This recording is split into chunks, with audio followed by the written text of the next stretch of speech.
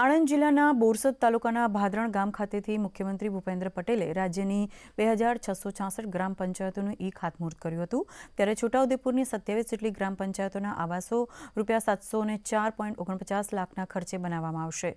છોટાઉદેપુર જિલ્લામાં પણ ધારાસભ્ય રાજેન્દ્રસિંહ રાઠવાના અધ્યક્ષસ્થાને આ કાર્યક્રમ યોજાયો હતો, જેમાં મુખ્યમંત્રીના આણંદ ખાતેના કાર્યક્રમનું જીવંત પ્રસારણ પણ યોજાયું હતું।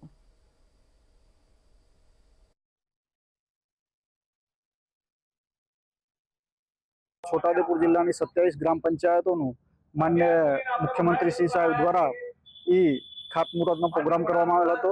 ગ્રામ્ય કક્ષાએ નવીન ગ્રામ પંચાયત કચેરી મંજૂર થવાથી ગ્રામજનોને પાયાની સુવિધાઓ, ઓનલાઈન સુવિધાઓ અને ગ્રામજનોને સુખાકારી માટે જે ગ્રામ્ય સચિવાલય હોય છે એની સુવિધાઓ ગ્રામ્ય કક્ષાએ મળવાથી ગ્રામજનોને સુખાકારી માટે ખૂબ ફાયદાકારક રહેશે।